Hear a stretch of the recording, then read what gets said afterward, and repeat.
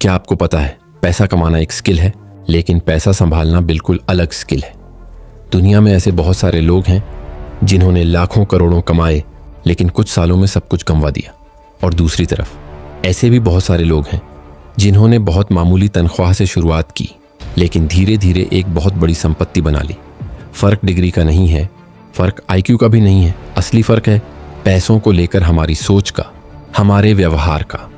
आज हम बात करेंगे पैसों की मनोविज्ञान के बारे में, कि कैसे हमारा दिमाग पैसों को लेकर फैसले लेता है और कैसे यह समझ आपकी पूरी वित्तीय जिंदगी बदल सकती है। अगर आप हमेशा सोचते हैं कि पैसा सिर्फ गणित का खेल है, तो यह वीडियो आपकी सोच पूरी तरह बदल देगा।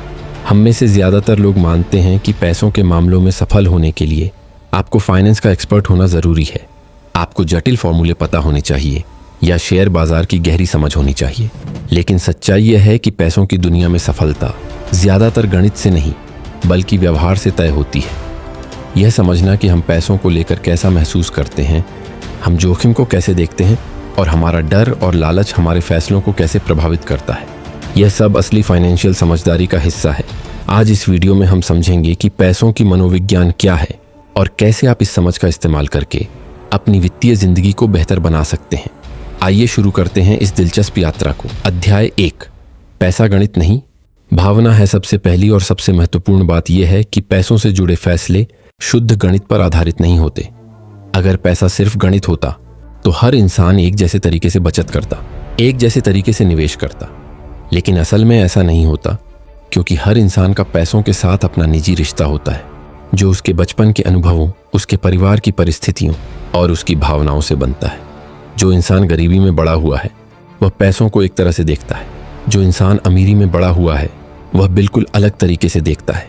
यही कारण है कि दो बराबर पढ़े लिखे और बराबर कमाने वाले लोग बिल्कुल अलग वित्तीय फैसले ले सकते हैं। एक व्यक्ति हर पैसा बचाकर रखता है क्योंकि उसने बचपन में आर्थिक तंगी देखी है। दूसरा व्यक्ति खुलकर खर्च करता है क्योंकि उसे कभी पैसों की कमी का डर नहीं रहा। दोनों के फैसले उनके अपने अनुभवों के हिसाब से सही लगते हैं, भले ही बाहर से देखने पर वे अलग अलग या गलत भी लग सकते हैं। इसलिए पैसों को समझने के लिए सबसे पहले यह स्वीकार करना जरूरी है कि यह विषय जितना संख्याओं का है, उतना ही भावनाओं और मनोविज्ञान का भी है। अध्याय 2, भाग्य और जोखिम की भूमिका। पैसों की दुनिया में सफलता को समझने के लिए एक बहुत ज़रूरी सच स्वीकार करना पड़ता है कि भाग्य और जोखिम दोनों हमारे नतीजों में बहुत बड़ी भूमिका निभाते हैं। हम अक्सर सफल लोगों की कहानियाँ सुनते हैं और मान लेते हैं कि उनकी सफलता सिर्फ उनकी मेहनत और समझदारी से आई है। लेकिन असल में सही समय पर सही जगह होना, सही परिस्थितियों में जन्म लेना और कई बार सिर्फ अच्छी किस्मत का साथ मिलना, यह सब भी उतना ही महत्वपूर्ण होता है जितनी मेहनत। इसी तरह असफल लोगों को अक्सर सिर्फ आलसी या लापरवाह मान लिया जाता है, जबकि कई बार वे सिर्फ बुरे जोखिम का शिकार हुए होते हैं जो उनके नियंत्रण में नहीं था। यह समझ बहुत ज़रूरी है क्योंकि यह हमें विनम्र बनाती है। जब हम सफल होते हैं हमें यह याद रखना चाहिए कि किस्मत का भी हाथ था, और जब हम किसी और की असफलता को देखते हैं हमें बहुत जल्दी उन्हें दोष नहीं देना चाहिए। यह समझ हमें बेहतर वित्तीय फैसले लेने में भी मदद करती है, क्योंकि हम अति आत्मविश्वास से बचते हैं और हमेशा एक सुरक्षा मार्जिन रखते हैं। अध्याय 3, कभी संतुष्ट न होने का खतरा। पैसों की दुनिया में एक बहुत खतरनाक जाल है जिसमें बहुत सारे लोग फंस जाते हैं, और वह है कभी संतुष्ट न होना। जितना ज़्यादा पैसा हमारे पास आता है उतनी ही हमारी इच्छाएं भी बढ़ती जाती हैं। ये एक ऐसा चक्र है जो कभी ख़त्म नहीं होता अगर हम इसे सचेत होकर न रोकें। बहुत सारे लोग जो पहले से ही आर्थिक रूप से सुरक्षित हैं, फिर भी और ज़्यादा पाने की चाह में बहुत बड़े जोखिम उठा लेते हैं और कई बार सब कुछ गंवा भी देते हैं। ये समझना बहुत ज़रूरी है कि पर्याप्त की एक सीमा होनी चाहिए। जब आप यह तय कर लेते हैं कि आपके लिए पर्याप्त क्या है, तब आप अनावश्यक जोखिम से बच जाते हैं। इसका मतलब यह नहीं कि आप महत्वाकांक्षी न बने, बल्कि इसका मतलब है कि आप जो पहले से ही हासिल कर चुके हैं उसे खतरे में डालकर और ज़्यादा पाने की कोशिश न करें। बहुत सारे लोग जो पहले से ही सुरक्षित और संतुष्ट जीवन जी सकते थे, सिर्फ लालच के कारण सब कुछ खो बैठे। इसलिए संतुष्टि की एक सीमा तय करना वित्तीय समझदारी का एक बहुत महत्वपूर्ण हिस्सा है। अध्याय 4, चक्रवृद्धि का जादू। पैसों की दुनिया में सबसे शक्तिशाली सिद्धांत है चक्रवृद्धि। यह सिद्धांत कहता है कि छोटी शुरुआत भी अगर लंबे समय तक जारी रखी जाए तो बहुत बड़े परिणाम दे सकती है। समस्या यह है कि हमारा दिमाग चक्रवृद्धि को सहज रूप से नहीं समझ पाता। हम सीधी रेखा में सोचने के आदी हैं, लेकिन चक्रवृद्धि एक घातीय प्रक्रिया है जो शुरुआत में बहुत धीमी लगती है लेकिन समय के साथ बहुत तेजी से बढ़ती है। यही कारण है कि जल्दी शुरुआत करने का इतना महत्व है। अगर दो लोग बराबर पैसा निवेश करते हैं लेकिन एक व्यक्ति 10 साल पहले शुरू करता है तो समय के साथ उसका फायदा बहुत बड़ा हो जाता है, भले ही उसने कम पैसा लगाया हो। यह सिर्फ पैसों पर लागू नहीं होता बल्कि ज्ञान, कौशल और रिश्तों पर भी लागू होता है। इसलिए बड़े रिटर्न की तलाश में जोखिम उठाने के बजाय लगातार और धैर्य के साथ जमा करना ज्यादा समझदारी भरा तरीका है। सबसे बड़ी गलती जो लोग करते हैं वह है बीच में रुक जाना जब चीजें धीमी लगती हैं, लेकिन असली जादू धैर्य के साथ लगातार बने रहने में छिपा है। अध्याय 5, धन कमाना बनाम धन बनाए रखना। पैसों की दुनिया में यह समझना बहुत जरूरी है कि धन कमाने का हुनर और धन को बनाए रखने का हुनर, यह दोनों बिल्कुल अलग अलग कौशल हैं। कमाने के लिए आक्रामकता, आत्मविश्वास और जोखिम उठाने की क्षमता चाहिए, लेकिन बनाए रखने के लिए इसके बिल्कुल उलट गुण चाहिए, जैसे विनम्रता, सावधानी और डर से खुद को बचाना। बहुत सारे लोग बड़ा पैसा कमा लेते हैं लेकिन उसे बनाए नहीं रख पाते क्योंकि वे वही आक्रामक रवैया अपनाए रखते हैं जो उन्होंने कमाने के लिए इस्तेमाल किया था। बनाए रखने की कला में सबसे जरूरी चीज है यह स्वीकार करना कि भविष्य अनिश्चित है और चाहे आप कितने भी समझदार हों, कोई ना कोई गलती हो ही सकती है। इसलिए हमेशा एक सुरक्षा मार्जिन रखना बहुत जरूरी है। इसका मतलब है अपनी योजनाओं में यह मान लेना कि चीजें उम्मीद से बुरी हो सकती हैं और उसके बावजूद टिके रहने की क्षमता रखना। जो लोग ये समझ लेते हैं वे लंबे समय तक अपनी संपत्ति को बचाए रखते हैं, जबकि जो लोग हमेशा आक्रामक रहते हैं वे किसी न किसी मोड़ पर एक बड़ी गलती कर बैठते हैं जो सब कुछ खत्म कर देती है। अध्याय 6, स्वतंत्रता का असली मतलब। पैसों का सबसे बड़ा फायदा महंगी चीजें खरीदने की क्षमता नहीं है, बल्कि यह है कि यह हमें अपनी जिंदगी पर नियंत्रण देता है। जब आपके पास पर्याप्त पैसा होता है आप अपने समय के मालिक खुद बन जाते हैं। आप वह काम कर सकते हैं जो आपको पसंद है, उन लोगों के साथ समय बिता सकते हैं जिन्हें आप प्यार करते हैं और उन परिस्थितियों से बाहर निकल सकते हैं जो आपको खुश नहीं रखती। यह स्वतंत्रता असली दौलत है जिसे बहुत कम लोग समझ पाते हैं। दुर्भाग्य से बहुत सारे लोग पैसों को दिखावे के लिए इस्तेमाल करते हैं, महंगी गाड़ियां, बड़े घर और आलीशान चीजें खरीदने में, ताकि दूसरों को अपनी सफलता दिखा सकें। लेकिन यह दिखावा असल में उन्हें स्वतंत्रता से दूर ले जाता है क्योंकि इससे उनका खर्च बढ़ जाता है और वे फिर से पैसों के पीछे भागने पर मजबूर हो जाते हैं। असली समझदार लोग दिखावे के बजाय बचत और स्वतंत्रता को प्राथमिकता देते हैं। वे जानते हैं कि सबसे बड़ी विलासिता यह है कि आप जब चाहें जो चाहें कर सकें बिना किसी की मंजूरी के। अध्याय 7, धन और दिखावे का फर्क का एक बहुत महत्वपूर्ण सबक यह है कि धन और दिखावा दो बिल्कुल अलग चीजें हैं। जब हम किसी को महंगी गाड़ी चलाते या महंगे कपड़े पहनते देखते हैं हम मान लेते हैं कि वह इंसान अमीर है, लेकिन असल में यह सिर्फ दिखावा है। असली धन वह है जो हमें दिखाई नहीं देता क्योंकि वह खर्च नहीं किया गया बल्कि बचाया और निवेश किया गया है। जो व्यक्ति महंगी चीजें खरीदता है वह असल में अपने पैसे को धन से दिखावे में बदल रहा होता है। यह समझ हमें दूसरों की नकल करने से बचाती है।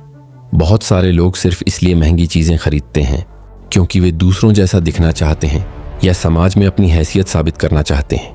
लेकिन यह दौड़ कभी खत्म नहीं होती क्योंकि हमेशा कोई ना कोई और ज्यादा अमीर मिल जाएगा। इसके बजाय अगर हम असली धन बनाने पर ध्यान दें, यानी बचत और निवेश पर, भले ही यह बाहर से किसी को दिखाई न दे, तो लंबे समय में हम कहीं ज्यादा सुरक्षित और स्वतंत्र जीवन जी पाते हैं। अध्याय 8, बचत का असली महत्व उचित करना। पैसों की दुनिया में सबसे कम रोमांचक लेकिन सबसे शक्तिशाली आदत है। बहुत सारे लोग सोचते हैं कि अमीर बनने के लिए ज्यादा कमाना जरूरी है, लेकिन असल में ज्यादा बचाना ज्यादा कमाने से कहीं ज्यादा महत्वपूर्ण हो सकता है। ऐसे बहुत सारे उदाहरण हैं जहां साधारण तनख्वाह पाने वाले लोगों ने सिर्फ अनुशासित बचत के जरिए एक बहुत बड़ी संपत्ति बना ली, जबकि बहुत ज्यादा कमाने वाले लोग खर्च की आदतों के कारण कुछ भी नहीं बचा पाए। बचत की सबसे खास बात यह है कि इसके लिए किसी ऊंची आमदनी की जरूरत नहीं, इसके लिए सिर्फ अनुशासन चाहिए और अपनी इच्छाओं और ज़रूरतों के बीच फ़र्क समझने की समझदारी चाहिए। जब आप अपनी आमदनी और अपने खर्च के बीच एक बड़ा फासला बनाए रखते हैं, वह फासला ही आपकी असली संपत्ति है। इसके अलावा बचत हमें विकल्प देती है। अगर अचानक कोई मुश्किल परिस्थिति आए, नौकरी चली जाए या कोई आपात स्थिति आए, तो बचत ही वह कुशन है जो हमें सुरक्षित रखती है। इसलिए बचत को बोझ नहीं बल्कि स्वतंत्रता और सुरक्षा की तरफ एक कदम मानिए। अध्याय 9, समय और धैर्य की ताकत। पैसों की दुनिया में सफलता ज्यादातर समय और धैर्य का खेल है, न कि चालाकी या तेज दिमाग का। जो लोग लंबे समय तक धैर्य के साथ निवेश बनाए रखते हैं वे अक्सर उन लोगों से बेहतर परिणाम पाते हैं जो बार बार अपनी रणनीति बदलते रहते हैं या बाजार के उतार चढ़ाव से घबराकर जल्दी फैसले ले लेते हैं। असल में वित्तीय सफलता में सबसे बड़ा फायदा उन्हें मिलता है जो सबसे लंबे समय तक टिके रहते हैं, न कि उन्हें जो सबसे तेज रिटर्न की तलाश में रहते हैं। धैर्य रखना आसान नहीं है, खासकर जब बाजार गिरता है या जब आसपास के लोग तेजी से पैसा कमाते हुए दिखाई देते हैं। इस समय हमारा मन बहुत जल्दी फैसले लेने के लिए उकसाता है, लेकिन इतिहास बार बार यह साबित करता है कि जो लोग शांत रहते हैं और अपनी लंबी अवधि की योजना पर टिके रहते हैं वे अंत में बेहतर परिणाम पाते हैं। इसलिए वित्तीय सफलता के लिए सबसे जरूरी गुण है भावनात्मक स्थिरता, न कि तकनीकी ज्ञान। अध्याय 10। गलतियों को स्वीकार करना। पैसों की दुनिया में कोई भी इंसान हर फैसला सही नहीं ले सकता, यहाँ तक कि सबसे अनुभवी निवेशक भी कई बार गलत साबित होते हैं। इसीलिए यह समझना जरूरी है कि गलतियां होना इस यात्रा का एक स्वाभाविक हिस्सा है। असली समझदारी यह नहीं है कि आप कभी गलती न करें, बल्कि यह है कि आप अपनी गलतियों से जल्दी सीखें और उन्हें बड़ा नुकसान बनने से पहले संभाल लें। एक अच्छी रणनीति यह है कि अपनी वित्तीय योजनाओं में यह मान लें कि कुछ फैसले गलत साबित होंगे, इसलिए अपने सारे पैसे एक ही जगह मत लगाइए। अपनी योजना में लचीलापन रखिए और हमेशा एक सुरक्षा मार्जिन बनाए रखिए। ये मानसिकता आपको गलतियों से डरने के बजाय उन्हें स्वीकार करने और उनसे सीखने में मदद करती है, जो लंबे समय में एक कहीं ज्यादा मजबूत वित्तीय रणनीति बनाती है। अध्याय 11। हर किसी का खेल अलग है। पैसों की दुनिया में एक बहुत बड़ी गलती जो लोग करते हैं वह है दूसरों की नकल करना, बिना यह समझे कि उनकी परिस्थितियां और लक्ष्य अलग हैं। कोई शॉर्ट टर्म ट्रेडिंग कर रहा है, कोई लंबी अवधि के लिए निवेश कर रहा है, कोई रिटायरमेंट के लिए बचत कर रहा है। जब हम बिना सोचे समझे किसी और की रणनीति अपना लेते हैं, बिना यह समझे कि उनका लक्ष्य क्या है, हम अक्सर गलत फैसले ले बैठते हैं। इसलिए सबसे पहले अपने खुद के लक्ष्यों को स्पष्ट रूप से समझना जरूरी है। आप पैसा क्यों बचा रहे हैं, आप निवेश क्यों कर रहे हैं और आपकी समय सीमा क्या है। जब यह स्पष्ट होता है तब आप दूसरों की सलाह को सही संदर्भ में समझ पाते हैं और अपने लिए सही फैसले ले पाते हैं। किसी और के लिए जो सही है जरूरी नहीं कि वह आपके लिए भी सही हो। इसीलिए हमेशा अपनी परिस्थितियों के हिसाब से सोचिए, न कि सिर्फ दूसरों की नकल करके। अध्याय 12।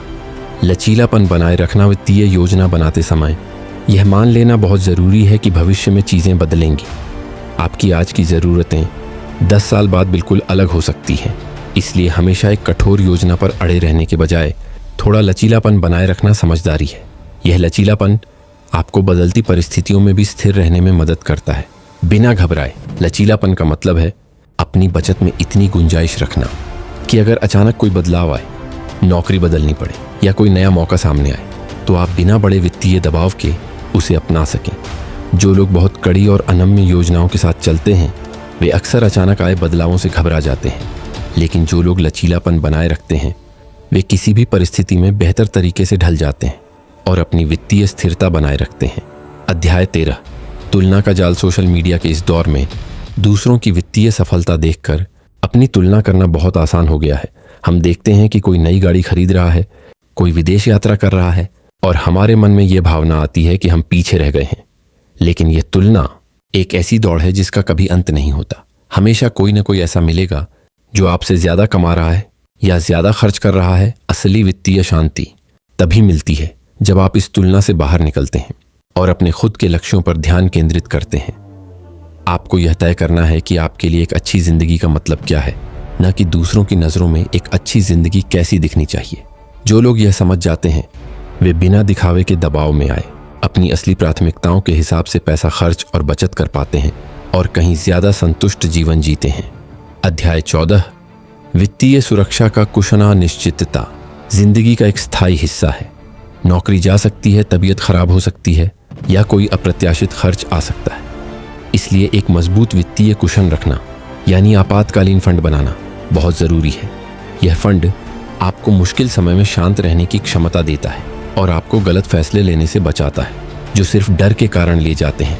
जब आपके पास पर्याप्त सुरक्षा कुशन होता है, आप बड़े फैसले डर के बजाय समझदारी से ले पाते हैं। आप किसी बुरी नौकरी में सिर्फ इसलिए नहीं टिके रहते क्योंकि आपके पास कोई विकल्प नहीं।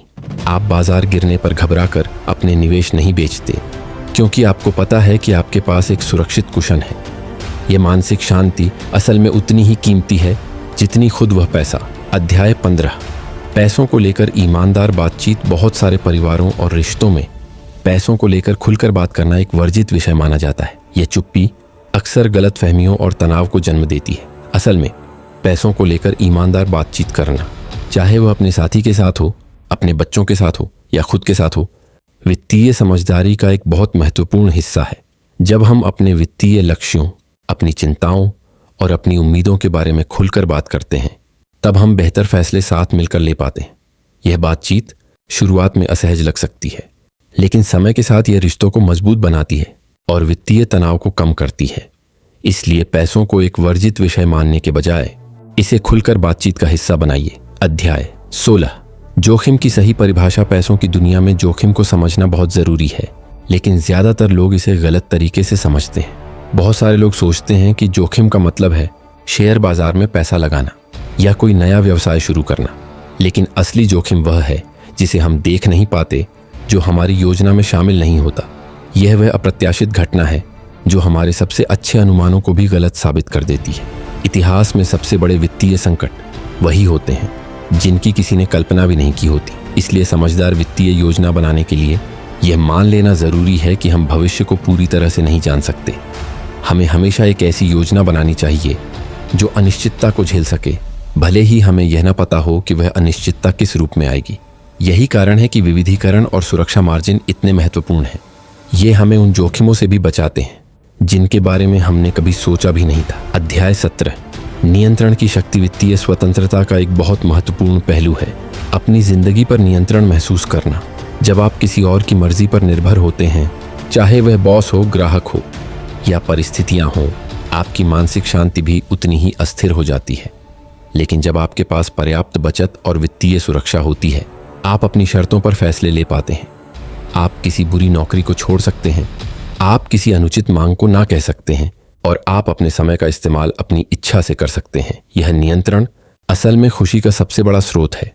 शोध बताते हैं कि जिन लोगों का अपनी जिंदगी पर ज्यादा नियंत्रण होता है, वे उन लोगों से ज्यादा खुश रहते हैं जिनकी आमदनी ज्यादा है लेकिन नियंत्रण कम है। इसलिए वित्तीय योजना बनाते समय सिर्फ यह मत सोचिए कि आप कितना कमा सकते हैं, बल्कि यह सोचिए कि यह पैसा आपको कितनी स्वतंत्रता और नियंत्रण दे रहा है। यही असली मकसद होना चाहिए हर वित्तीय फैसले के पीछे। अध्याय 18। कहानियां जो सिखाती हैं। पैसों की मनोविज्ञान को समझने का सबसे अच्छा तरीका है असली जिंदगी की कहानियों से सीखना। ऐसे बहुत सारे उदाहरण मिलते हैं जहां साधारण नौकरी करने वाले, सामान्य तनख्वाह पाने वाले लोगों ने सिर्फ अनुशासन और धैर्य के दम पर बहुत बड़ी संपत्ति बना ली। उन्होंने कोई जटिल रणनीति नहीं अपनाई, बस लगातार बचत की, समझदारी से निवेश किया और दिखावे से दूर रहे। दूसरी तरफ ऐसी भी बहुत सारी कहानियां हैं जहां बहुत ऊंची तनख्वाह पाने वाले, बहुत पढ़े लिखे लोग सिर्फ अपनी खर्च करने की आदतों और अति आत्मविश्वास के कारण दिवालिया हो गए। यह कहानियां हमें यह सिखाती हैं कि वित्तीय सफलता बुद्धिमत्ता से ज्यादा व्यवहार पर निर्भर करती है। आप कितना कमाते हैं यह उतना मायने नहीं रखता जितना यह मायने रखता है कि आप उस पैसे के साथ कैसा व्यवहार करते हैं। यही सबसे बड़ा सबक है जो हर इंसान को अपनी वित्तीय यात्रा में याद रखना चाहिए। अध्याय 19। बदलती सोच का महत्व। जैसे जैसे इंसान की उम्र और परिस्थितियां बदलती हैं, उसकी वित्तीय प्राथमिकताएं भी बदलनी चाहिए। जो रणनीति 20 साल की उम्र में सही थी, जरूरी नहीं कि वह 40 या 60 साल की उम्र में भी सही रहे। जवानी में जोखिम उठाने की क्षमता ज्यादा होती है क्योंकि नुकसान की भरपाई के लिए समय ज्यादा होता है। लेकिन जैसे जैसे जिम्मेदारियां बढ़ती हैं, परिवार बड़ा होता है और रिटायरमेंट करीब आता है, सुरक्षा और स्थिरता को प्राथमिकता देना समझदारी बन जाता है। यह लचीलापन अपनाना कि अपनी सोच और रणनीति को समय के साथ बदलना कोई कमजोरी नहीं है, बल्कि यह परिपक्वता की निशानी है। जो लोग हमेशा एक ही रणनीति पर अड़े रहते हैं, चाहे परिस्थितियां कुछ भी हों, वे अक्सर गलतियां करते हैं। इसके बजाय नियमित रूप से अपनी वित्तीय योजना का पुनर्मूल्यांकन करना, अपनी बदलती जरूरतों को समझना और उसके हिसाब से खुद को ढालना, यह एक स्वस्थ वित्तीय आदत है। यही अनुकूलन क्षमता आपको जीवन के हर पड़ाव पर आर्थिक रूप से मजबूत बनाए रखती है। तो दोस्तों, आज हमने पैसों की मनोविज्ञान को गहराई से समझा। हमने देखा कि पैसा सिर्फ गणित नहीं, बल्कि भावना है कि भाग्य और जोखिम दोनों हमारे नतीजों में भूमिका निभाते हैं और कैसे संतुष्टि की एक सीमा तय करना जरूरी है।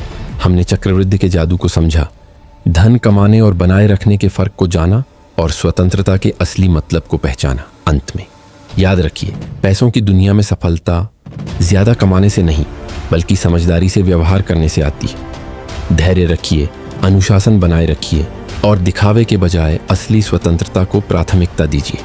अगर आपको यह वीडियो पसंद आया हो तो इसे लाइक करें, अपने दोस्तों के साथ शेयर करें और चैनल को सब्सक्राइब करना न भूलें।